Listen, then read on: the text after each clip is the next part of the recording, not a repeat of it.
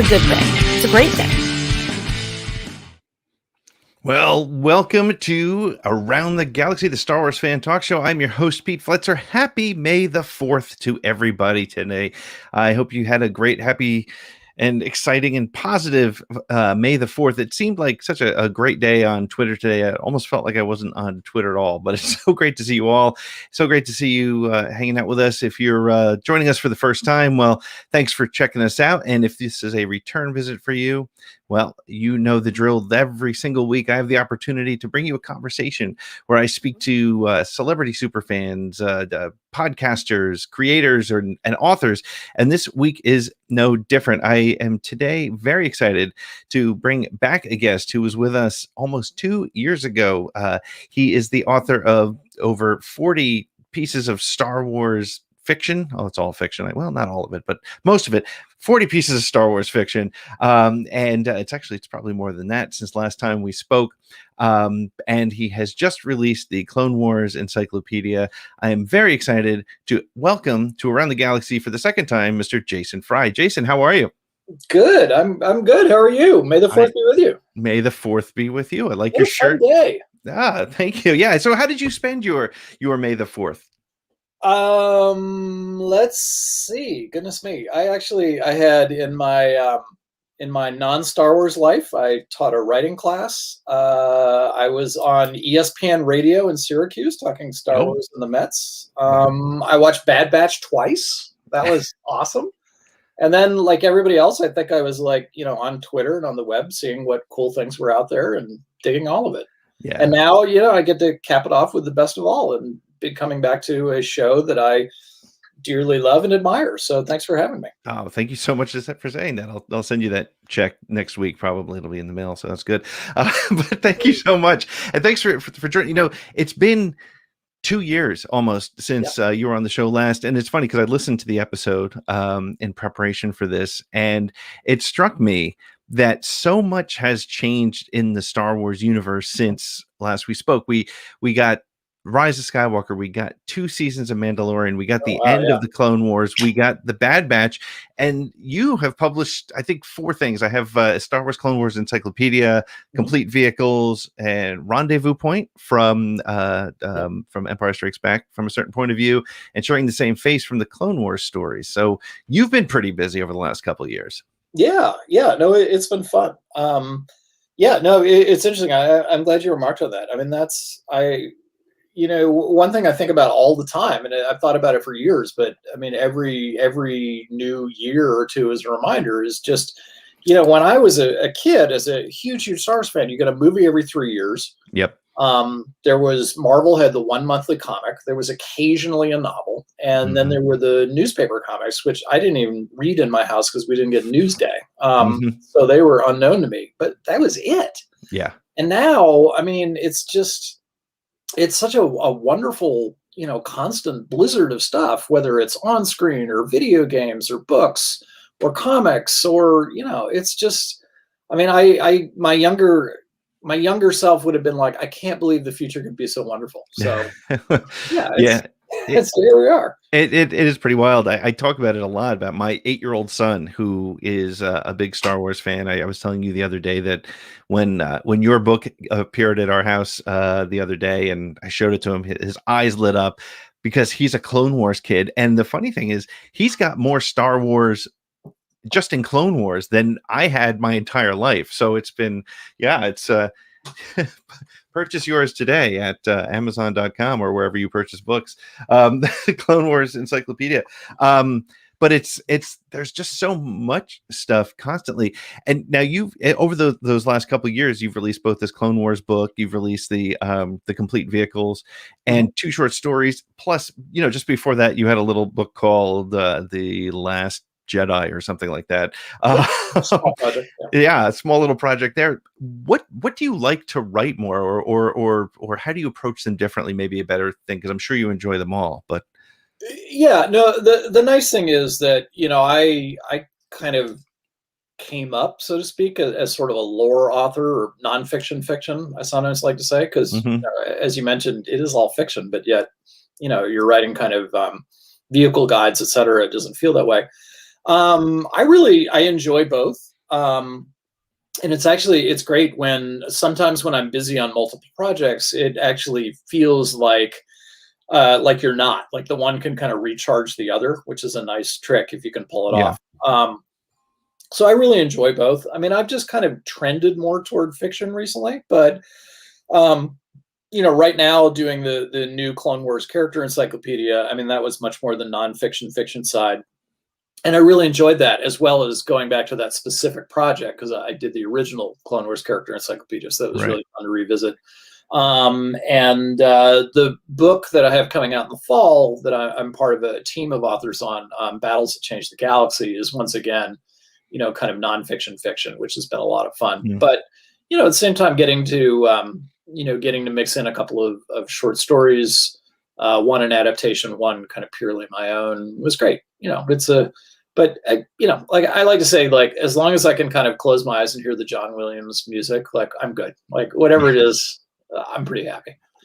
That's it's really. Now, how long ago was the first Clone Wars encyclopedia that you put together? Oh goodness, where is that? Well, I'm sitting right here. I may as well look. Let's see. Here's the original. Yep. And here is the updated one. And the funny thing is that, oh wait, am I going to be able to do this? So like this one, the original looks much thicker, but this actually has more characters in it. Like DK really designed it really nicely. So you get like all these different spreads, and we included a lot more characters and had a blast. So even though it looks thinner on the shelf, it's actually much more full. And I had a great time updating it. Let's see, Clone Wars Encyclopedia. Where is my friend the copyright? 2010. Wow. So 11 years ago. Yeah. So how many seasons? That was only about halfway through the run then, I guess, at that point. So what's the process for? It was great when we spoke last, and I urged people to go check out our first interview together, because we really dug into Last Jedi a lot, and there were a lot of really interesting nuggets you had in there. But what's the process for building a book like this? Is it as simple as just sort of watching every episode and jotting down notes, or what's the whole process look like? Really started with the first thing in a book like that is the list of characters, which is both super fun and incredibly agonizing, because you want to have like 600, 700 characters, and you got to cut that down to like 300 odd. And so that was a really interesting thing. Like, I had a few faves I definitely wanted to be in there. We were also looking for things like, obviously with Bad Batch is not reflected in the book, but we knew we were coming up to it. So you wanted all those folks in there, as well as some interesting things like, for the finale of the Clone Wars, actually jumping ahead to Imperial time. So you had a chance to have Darth Vader and the Stormtrooper and, things that kind of tie those eras together. So that was really neat. But, it's kind of the at the margin calls that are really interesting. Like, you and I could rattle off 200 characters we know have to be in. Yep. The question is after that. So, you come down to, XYZ clone cadets, or, I really like having some of the civilians who are kind of caught up in events in there. And then there are occasionally wild cards. Like, there's just not good photographic reference for person X. So what's our fallback? But it's a lot of fun doing that. And then does that ever influence the selection? Is you find a character and then you go to Lucasfilm and they're like, well, we don't have a good model of that character to pull in, so or is it does happen, but only with the real walk-on characters who at which you're making kind of calls that are really matters of taste anyway. For any kind of major or even moderate or even minor character, like, there's going to be a good reference. But a funny thing, DK, I don't think they'll get mad at me about this. Like, I love this book, and this is the book that's probably brought to me the most at cons and book signings, like falling apart, because it's a great kind of gateway book for kids who didn't previously like to read, and this is their way into it, which is really humbling to hear and really nice. But the one thing that drew me crazy about that book is it has like literally every clone pilot in it who had been in the Clone Wars at that point. Yeah.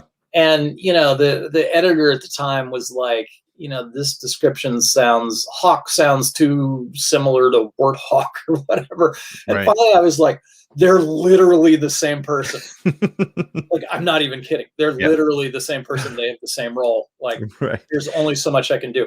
So, having a bunch more seasons, like, that was kind of great. So some of the kind of extraneous clone pilots we were able to push to the side. So that was kind of a relief. Right. Yeah. It was a little less trying to find characters and more being able to pick Yeah. the ones that you wanted to go through, I imagine. Yeah. Exactly. But it was a great reminder of how much fun this show was, because I mean, clone pilots are like the one exception, but with everybody else, whether it's bounty hunters or pirates or civilians, like, we could have easily done twice as many as we did. And that's just, the care that Dave Filoni and company, put into the show to make all these characters feel like, they're people with something to say, and, making their way through the universe in interesting ways. So that was a blast. Yeah. I was just saying this recently to somebody about how, when Clone Wars first hit the scene, however many years ago that was, I guess it was like 11, 12 years ago.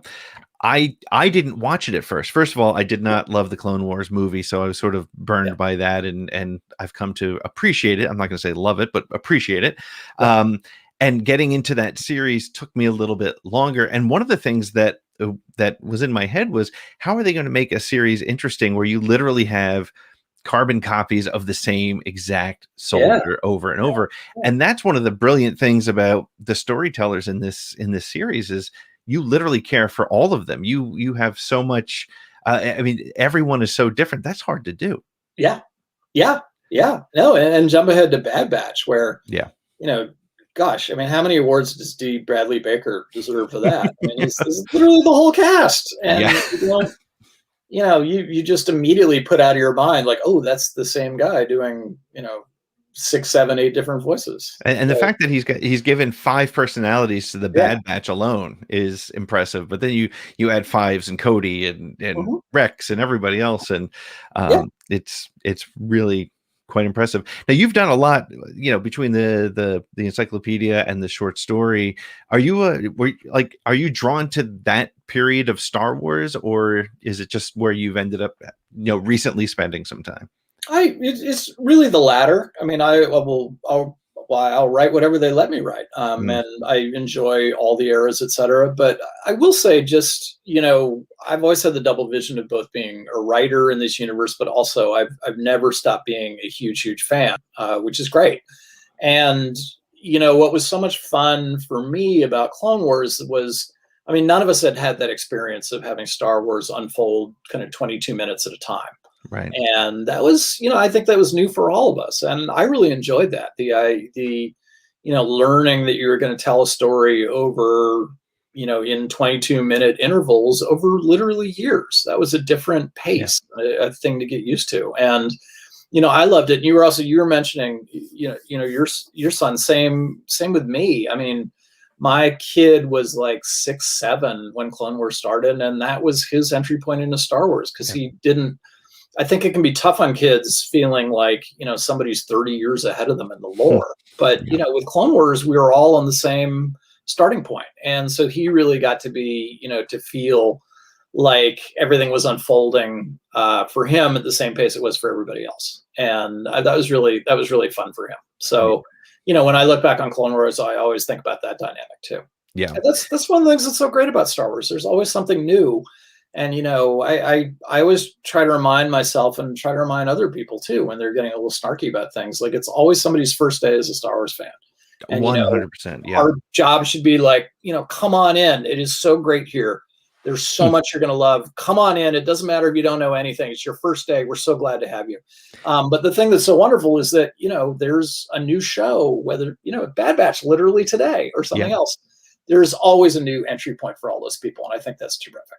Yeah, that's one thing that I've been really, I've taken, and I think I've noticed it over the 2 years that I've been doing this show, is things like, there's when I listen to myself and I read some of the things that I had written a couple of years ago, and just sort of this ownership that I kind of felt like I had of Star Wars, right? Because especially when I was a kid, I was 7 years old when Star Wars came out, and Star Wars was this sort of club that me and my 6 or 7 buddies had. And then the internet hit, and it turns out there were a lot more of us. And so It is sometimes once you bust out of that mold, it feels much better. And I've told this story before, and I'll share it again because I think it's especially appropriate for this conversation. Mhm. You know, my daughter and I watched all 8 movies leading into Rise of Skywalker, Mhm. and she was not familiar with the prequels. Mhm. And her "I am your father" moment was when Palpatine revealed himself as Sidious. Like, to me, it was telegraphed. Yeah. To her,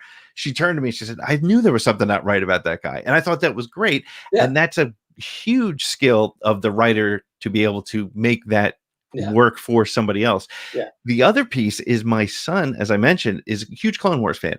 Yeah. His Star Wars is Rex, Cody, Yeah. Fives, Echo. Yeah. That's his Star Wars. He did not make the connection to the prequel films. He didn't really watch the movies. They were, that was an attention span issue more than anything Yeah. else.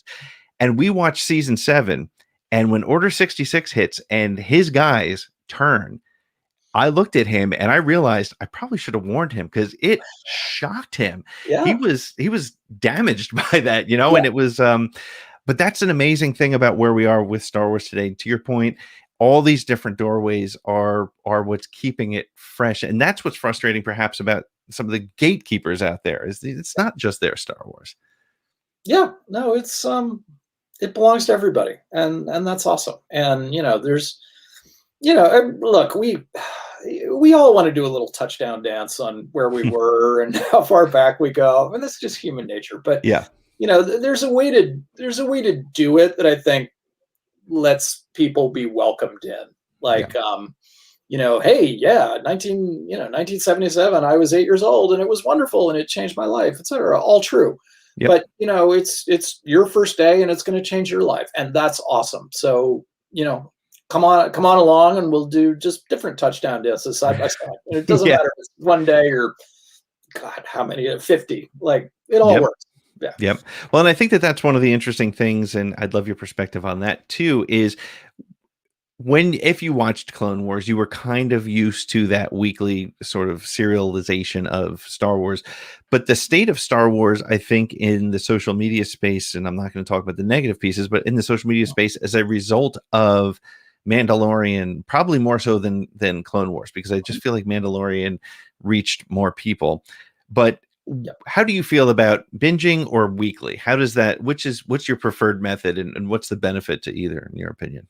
Oh goodness. It's a great question. I mean, in non-Star Wars stuff, I'm sort of a binger. Mm-hmm. Like, when the pandemic started and we all thought this was going to be like 3 weeks, which was cute. My family and I, we had never watched Game of Thrones, so we did all of Game of Thrones. Like, that's like all we did for 3 weeks.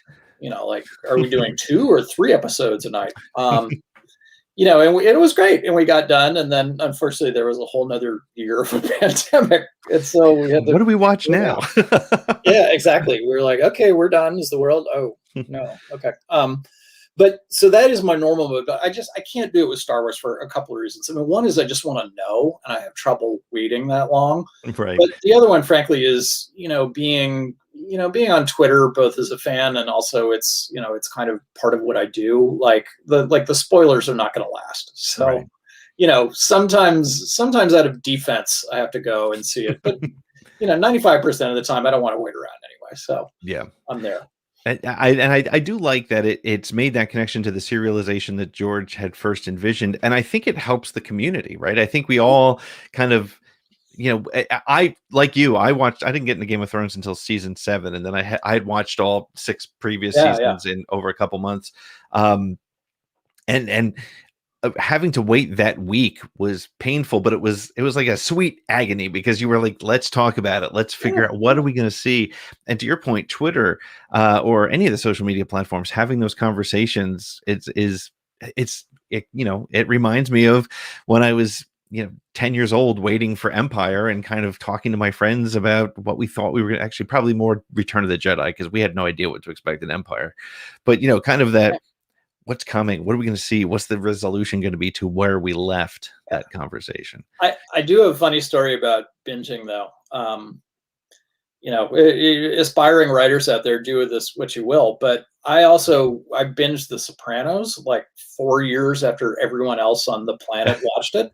Right. And, like all at once. And I got done with it. And of course, like one does, like the only thing I wanted to do is talk about The Sopranos afterward. But it was impossible. Everybody's like, what are you talking about? That was like a whole presidential administration ago. Like everybody did that. Like, yeah, the screen fades to black and we don't know what's happened in the diner. Like, yeah, we get it. We did that years ago. And so I had all this like pent up stuff that I didn't have anywhere to put. And that's actually kind of the origins of Jupiter Pirates, my young adult series. Was that was described as Battlestar Galactica meets Treasure Island by my publisher, which is not wrong. But it was actually, in my mind, it was kind of Patrick O'Brien meets The Sopranos, because I wanted that same thing of like a kind of crime family and life is changing out from under them, and what do they do?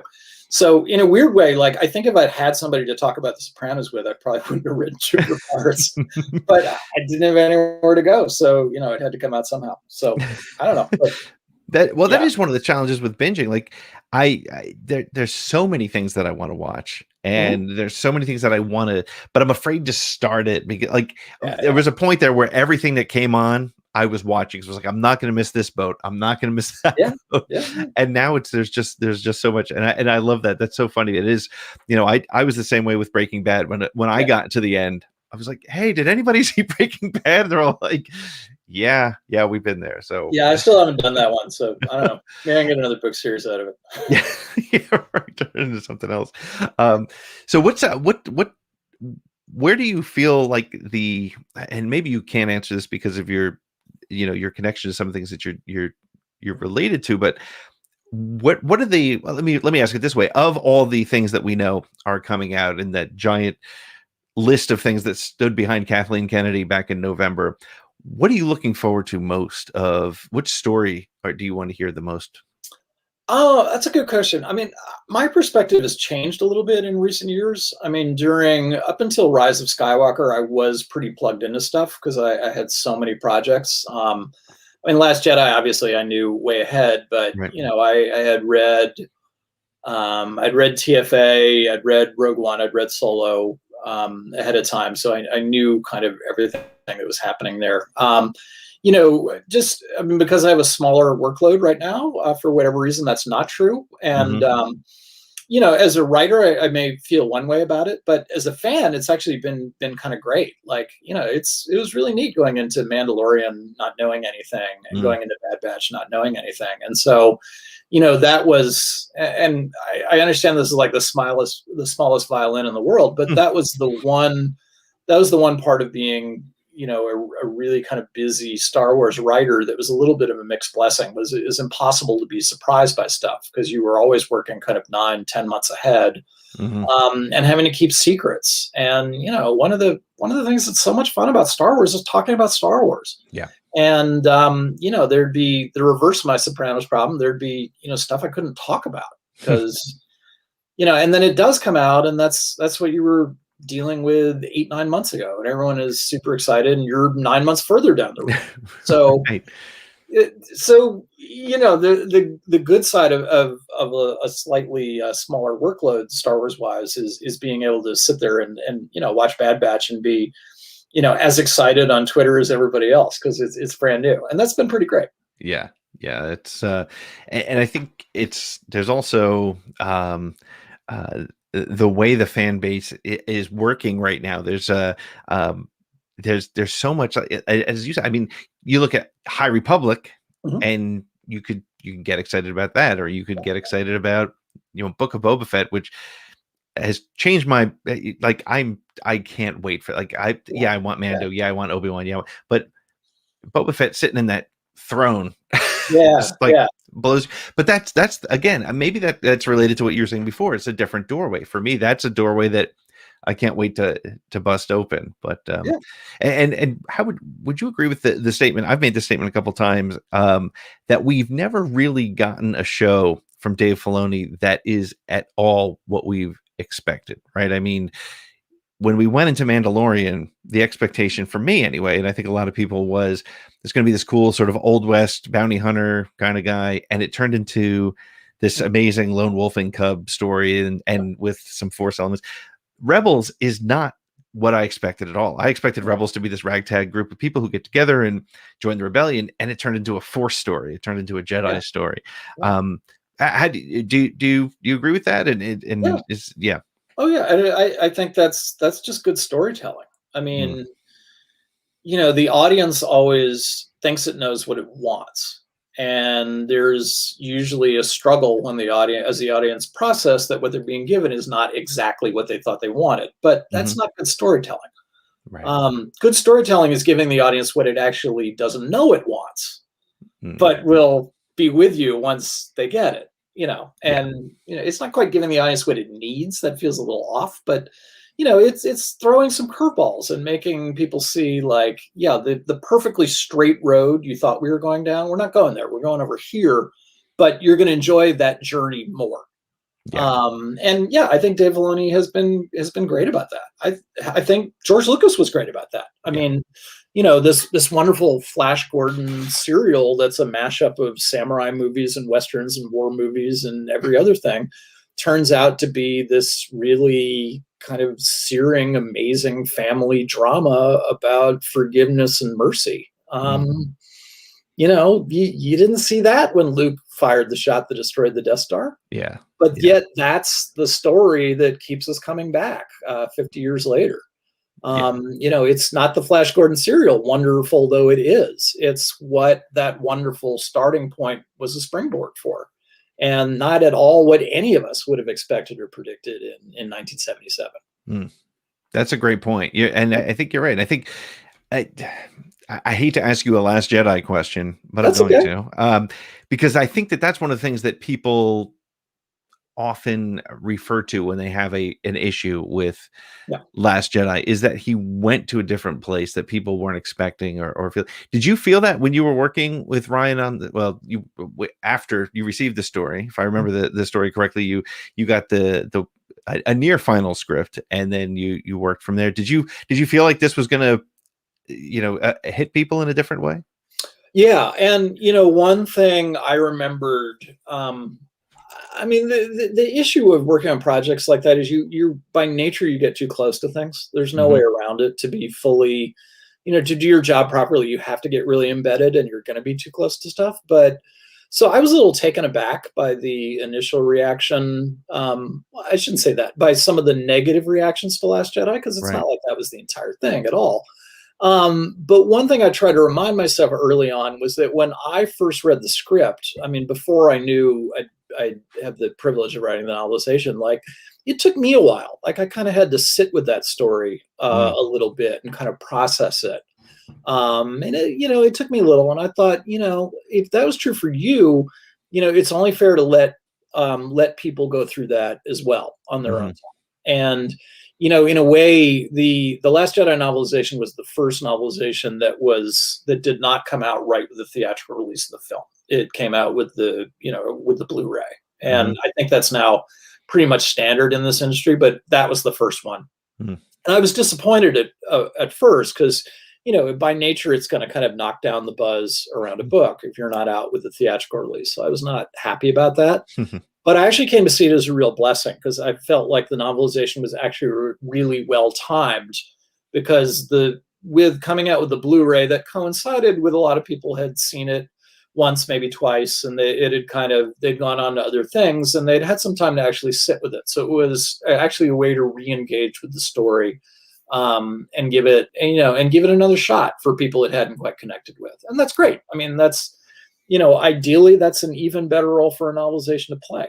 But the one thing, I mean, getting back to your original question, I mean, the one thing that I feel has been unfortunately elusive with Last Jedi, I mean, I never believe in telling anybody what they should like or not like. I mean, I don't like it when people do it to me. Nobody does. And so that's not my business. But the one thing I felt got missed a little bit, just in the sheer kind of din around that movie, was that, yeah, sure. I mean, Ryan's story challenges a lot of assumptions and challenges what we think like a big popcorn movie is going to give us. Hmm. But in the end, it's not a deconstruction of those things. It's not a rejection of those things. It's actually a reaffirmation of them. Hmm. And, it's right there. I mean, Luke says scornfully to Rey, did you think I was going to go out with a laser sword and take on the whole First Order myself? And he's rejecting a lot there, and it's hard for the audience. It's meant to be hard Yeah. for the audience, but in the end of the movie, that's exactly what he does. Yeah. And it's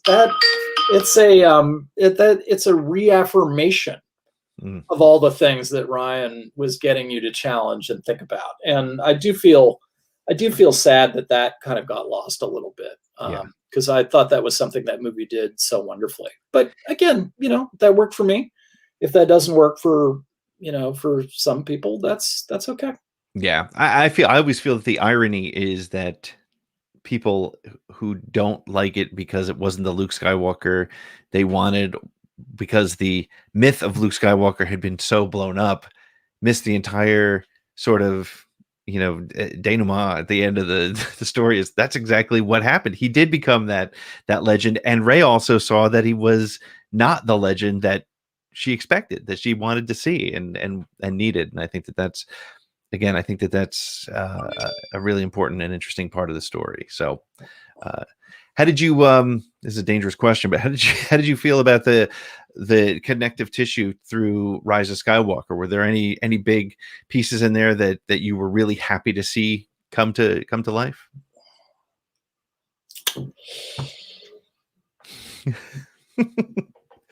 Rise didn't really work for me. Yeah. Let's leave it at that. Okay. We'll leave it there, because I have to admit I'm in a similar boat, and let's if it worked for people out there, that's wonderful. I'm genuinely happy. Didn't really work for me. Excellent. Well put, and a safe way to put it. So well, Jason, last time you were on the show, we did the 10 question thing, and I changed the 10 questions a little bit, and I have to give you all new ones because you've already been on, and it did lead to the C-3PO is a monster quote. And it's really funny. Sometime after that, when I put up the C-3PO is a monster hashtag, Anthony Daniels actually blocked me on Twitter. So, oh my God. I feel like that's kind of my fault. Yeah, I'll blame you. But it was either that, or it was a photo that I put up of he and I from like 1996 at a convention somewhere that he probably, it wasn't that bad. But no, but it's very funny. I think he proved my point. Block me, Tony. It's all my fault. That's great. Sorry, man. Hey, it's all right. I'm not missing any news, and I think the chances of getting him back, back for an interview. I did actually interview him years ago for Star Wars Galaxy, but hey, it's a different. I'm moving on. I'm okay with it, and my therapist says I'm going to be okay. It's not me, it's him. Yeah. So, but I'll throw some different questions at you, and we'll see how those go. So the first question is, I want to ask you, what's your favorite Star Wars memory?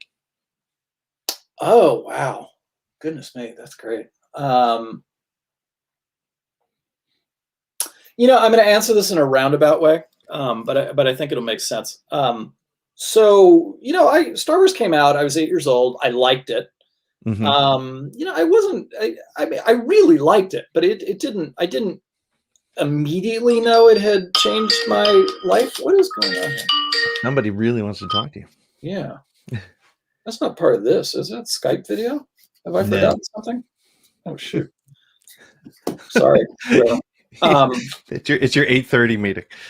No, really. No, I assume that is this. Well, anyway. So, but 1978 came, and the original 12 Kenner action figures came out, which was terrific. And, that really kind of supercharged my fandom. And I figured out my allowance. I was like, how many figures can I get? And they were $1.99 plus tax at Child World on Long Island. And I had, I figured out I could get 2, but that was kind of a dilemma. Like, who could I get? And so I kind of, in my mind, recreated the movie Hmm. So I got R2 and 3PO because at the beginning of the movie they're out there on their own, Yep. etc. And and then the third figure I got was Luke because I think I was again kind of recreating the movie, but I didn't have any villains, I didn't have any stormtroopers, I didn't have Darth Vader, so um, so fast. So it was like a month or so before I could get like a stormtrooper to menace them. And Hmm. so fast forward a whole lot of years, and Lucasfilm asked me. They were like, They told me about Weapon of a Jedi, and we're like, here we want you to write this. Is going to tie into the Force Awakens. I'm like, oh my god, this is fantastic. What's the story? And they tell me the story, and it's a big chunk of it is like Luke and the droids exploring Jedi ruins on a jungle planet. And I started laughing. And they were like, what is funny about this? Do you want to write this book? And I was like, no, I totally want to write this book. But here's the thing. Like when the action figures I had were 3PO, R2, and Luke, and I didn't have any villains, like I cannot tell you how many jungle planets made out of like Lego and couch cushions they explored. And so, like, am I ready to tell that story? Yeah, I told that story like 500 times No, in that's amazing. 1978 with my action figures. So yeah, let's go. And so that was just fabulous. And I loved it. That was um, a huge chance to do something really cool. That's great. It kind of leads to the next question: is what would young you say to you if you met current Jason Freilich about this journey you've taken? Did you ever sort of have when did you decide maybe when you were going to write, when this was going to be important to you? Would 8-year-old you have said I'm a writer, or where do you think that would have gone? Yeah, I always wanted to be a writer. And I think young me would just be so amazed that I actually got to do this, and on top of that, write Star Wars. Hmm. No, I'm glad you brought it up because it's something I remind myself of every day, that I'm insanely lucky to get to do this, and it's thanks to an incredible number of people who were really kind to me when I didn't always deserve it, and that's awesome. And I try never to forget that, and try to help other people with the same goal. So yeah, no, younger me would be like, I can't believe we could possibly get this lucky, and younger me would not be wrong.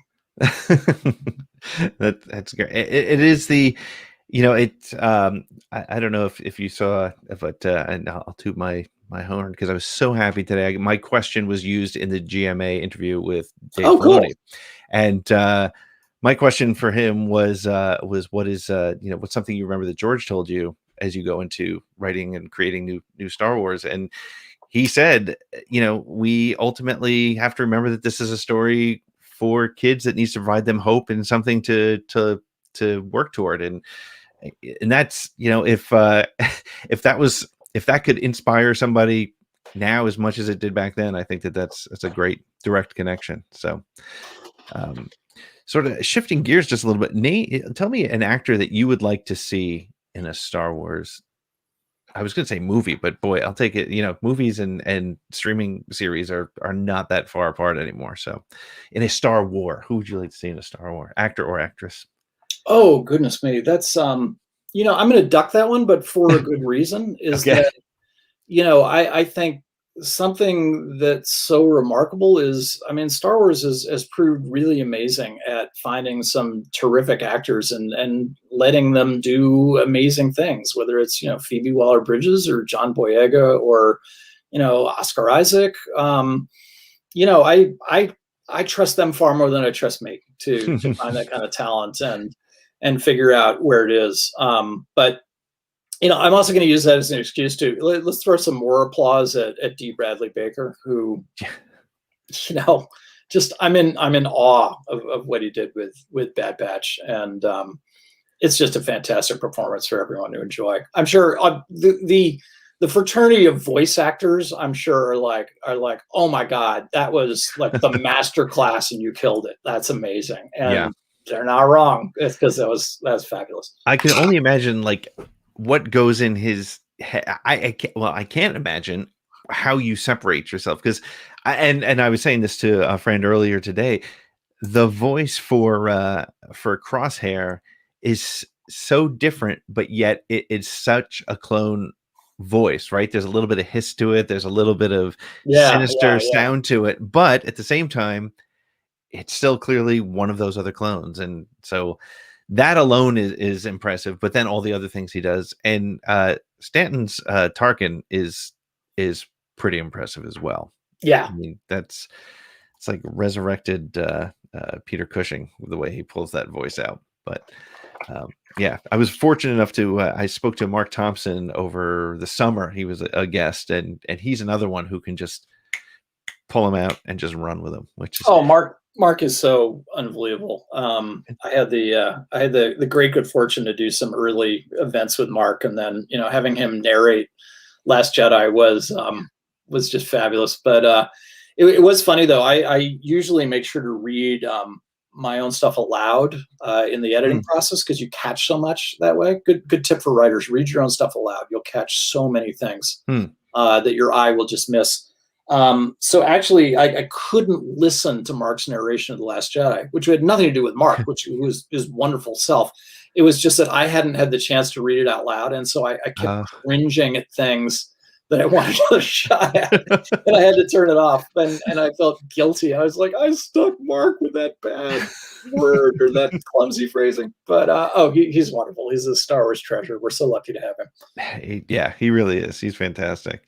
All right, so if you could own any critter from Star Wars as a pet, any one of them, what would you want as a pet running around your home there, watching Mets games with you? Oh man. I mean, you wrote the encyclopedia, so there's got to be something in there. I mean, you know it better than anybody. Oh, that's no good. pressure Like, though, Jason. No pressure. Cohuns, you can just like poison house guests if they get a pain. It's probably hostile.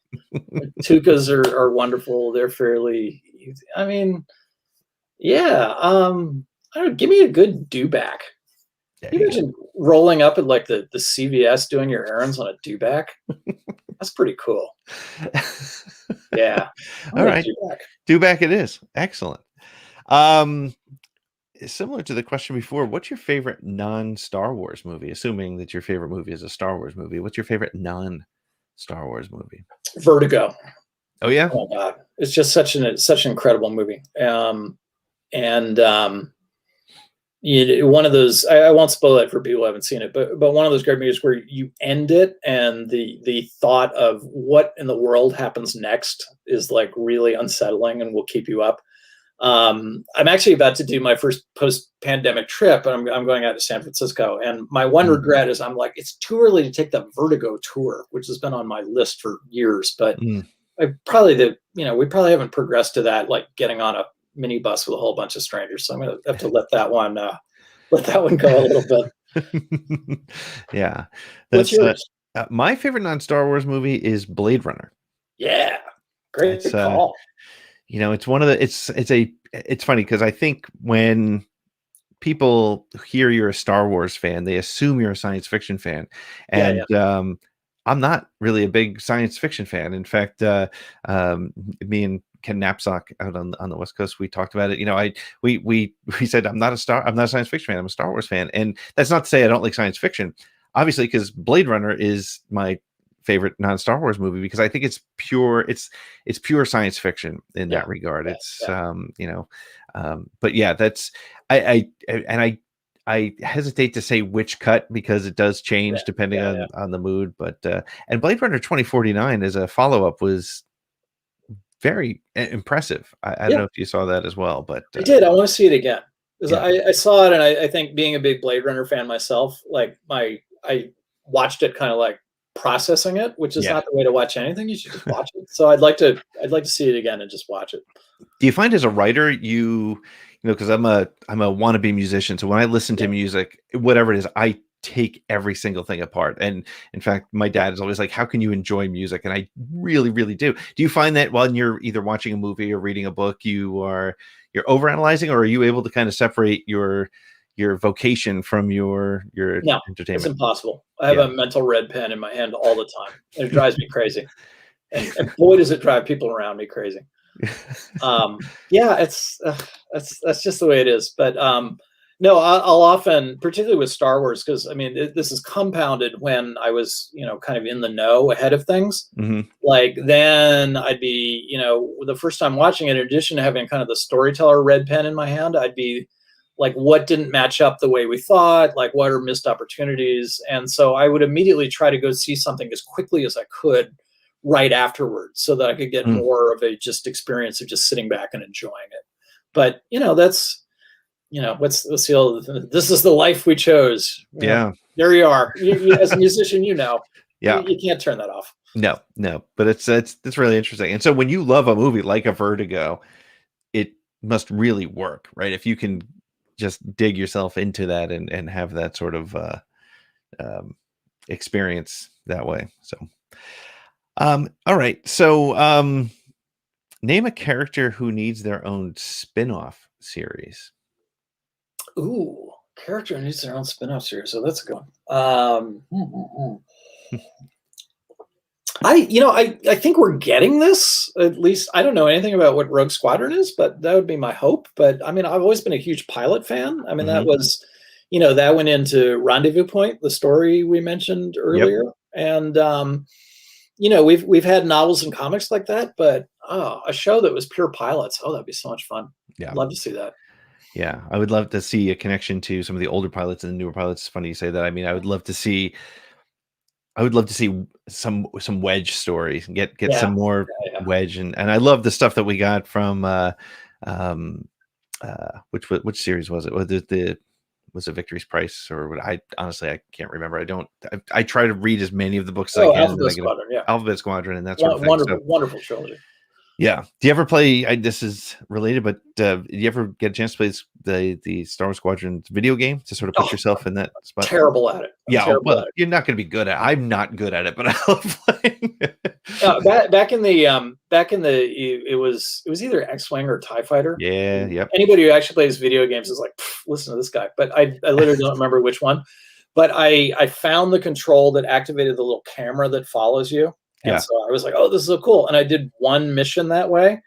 And then I played it back, and it was just me kind of going, and then plowing into an asteroid or getting shot down. And it was so un-Star Wars and so humiliating that I just stopped playing. I was like, I'm terrible at this. I'm going to write something. That's my only chance. That's funny.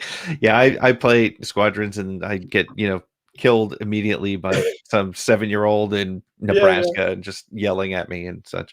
But it's a lot of fun. But again, like you, I'm just not good at it, and I'm able to separate myself enough from it. But so what's name your favorite Star Wars collectible that you own? It may not, maybe something that you can buy, or maybe just something that you have that you're very attached to. Sorry, everybody, it'd be worth it. All right, we'll wait. Take a look at this.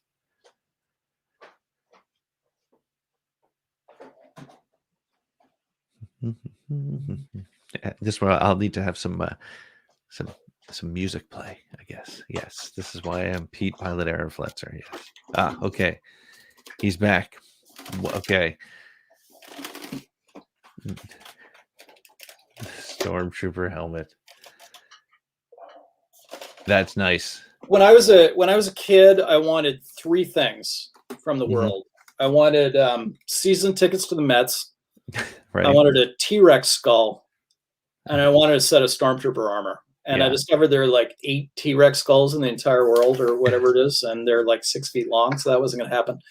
And I grew up and discovered I could probably swing Mets tickets if I wanted to, use all my discretionary income, but I actually didn't want to go to the park 81 times a year. Right. But I got the set of Stormtrooper armor, and it makes me happy every day. So you have the full set there. Yeah. See, it's I swear there's so many things that are exactly like that's what I was, which is why I have so many damn helmets behind me. I just became obsessed with the helmets, but not the armor. I've never gotten the armor.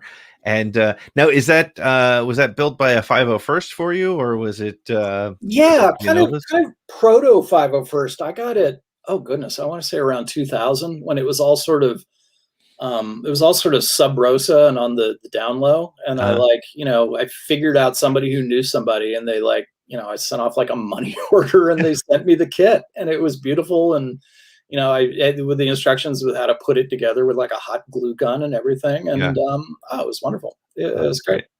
Do you ever wear it out in public, or you just like you ever wear it to like a convention or something like that? Or No, I never did, and the elastic is like super shot, ah, and but the Empire State Garrison of the 501st were kind enough to lend me a suit for an appearance at Citi Field, being oh, a Mets nice. fan, and that was super fun. That's So I'm amazing. very grateful to them. That was that was really kind of amazing.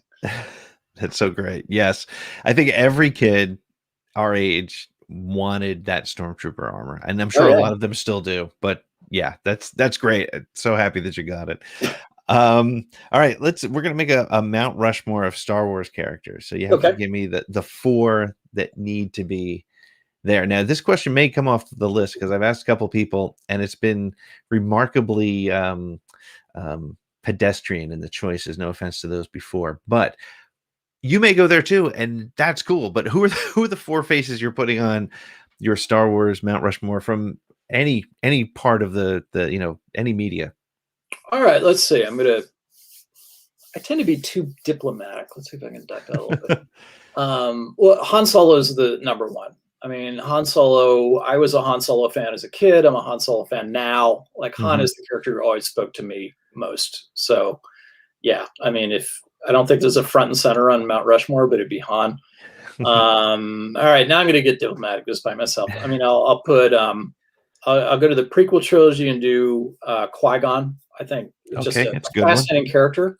Yeah. He's unfortunately only got one movie, though. He's shown up in other things. But I thought I thought he was a really, really interesting character, and Liam Neeson did such a good job there. And Yeah. more Qui-Gon stories would make me super happy. And Mhm. I'll jump to the sequel trilogy, and for the sequel trilogy, for me, it's Finn. I Mm, mean, just not only just such an amazing performance by John Boyega, but such a really interesting character. And he's basically the conscience of the sequel trilogy. He is a mm, child soldier who just has this fundamental moral compass that makes him, refuse to do wrong things, even though he's mm. basically been brainwashed since birth, which is extraordinary. And I think Yeah. that's a through line in that trilogy that's really impressive. And then Mount Rushmore is four, right? It's four. Yeah. Yeah, and then I'll Mm. be mercenary, and I'll take Mary Spanjap for my own Servants of the Empire series, Very because nice. more people ought to read it. And I had a great time writing it. And I think she's a really neat character. Even if I did bring her into the world myself. So there we go. A That's rather fair. odd Mount Rushmore. No, that'll work. And you know what? You've now made it so I'll keep it another week. I'll ask that question again in the future because it's we didn't get the Vader, Luke, Leia, and Han. That's the thing. But Oh, that's that's a good. good answer. It's not a bad right. That's the thing. It's not a Without bad. them, we're not having this conversation. I can't argue it, but Yeah, it's yeah. yeah. All right. What's your favorite Star Wars moment? Oh, yeah. That's easy. It's Darth Vader at the top of the stairs. You are not a Jedi yet, Mm, to Luke. I yeah. mean, it's just, I remember the theater just coming to a dead stop, and nobody was eating popcorn or doing anything else. Everybody was like, what is going to happen now? And Yeah. I've probably seen Empire 150 times, but that moment still echoes and resonates, even now, even with all that reputation. I mean, that's where the roller coaster of Star Wars goes over the hill, and Mm, you go from a really cool space adventure movie to a saga right there. yeah. Yeah. Yeah. I was talking about Empire lately when uh and that's why Empire is so important. I sort of said it expanded the universe, it expanded the lore, and it put us into the middle of the story, and it really it proves or it's the reason why Star Wars became what it was. As great as Yeah. Star Wars was, without Empire you don't get the beginning of the Jedi stories and all that. Yeah. And that line there's so much. That moment that you chose is fantastic for so many reasons, for exactly like you said, from a story perspective, where we are, the way the coloring and the way it looks, and as important is James Earl Jones' delivery of that line. Yes. Yes. Absolutely. Just a little bit of an extra at the end of yet, and it's just Yeah. Bam. Yeah, I agree with that 100%. That's a good one. And finally, and I did ask you last time, but I can't remember what your answer was, but I'm going to keep it on there because I think it's one of my favorite questions. Is what's your favorite or go-to Star Wars quote? Ooh. Hokey religions and hokey religions and ancient weapons, no match for a good blaster at your side, kid. Excellent. Sums up a character right there, and I've altered that and used it in many a book at Book Sonics. That's fantastic. That's great. That's a good line. Cool. Well, Jason, thank you so much for hanging out. This was great. I'm so glad we got a chance to talk again. I'm excited for your Clone Wars Encyclopedia for people to get their hands on it. You have to get it. You're not joking. I mean, this thing is chock full. Like it's so much fun to read. And now with Bad Batch out, you're going to need to have it, by your side while you're watching the show to make the connection. So now's probably the perfect time to pick it up. Jason, tell people where they can find you online. You can find me on Twitter. I'm Jason C. Fry. I'm not Jason Fry, though he knows a lot about Star Wars. He's I think a Windows programmer in the UK. He's better looking than I am and much nicer. But so yeah, follow him too. But I'm Jason C. Fry. Okay. Right. I just moved my my kind of dog's breakfast site where I keep track of everything I'm doing over to Substack, Jason Fry's Dorkery. So yeah, look for me there. And and I hang out on the Force.net lit board too. So cool. Not hard to find. Yeah, not hard to find. Well, before I let you go, if I could get this is Jason Fry and you're listening to Around the Galaxy, I would love to add that to my collection. Okay. This is Jason Fry. You're listening to Around the Galaxy. Perfect. Love it. Well, Jason, thank you so much. And patrons, if you should have gotten a link if you want to join us at the end here. I'm going to run the credits. But Jason, thank you. This was a ton of fun, and I'll speak to you again. Yes, thank you so much. This was a blast. Awesome.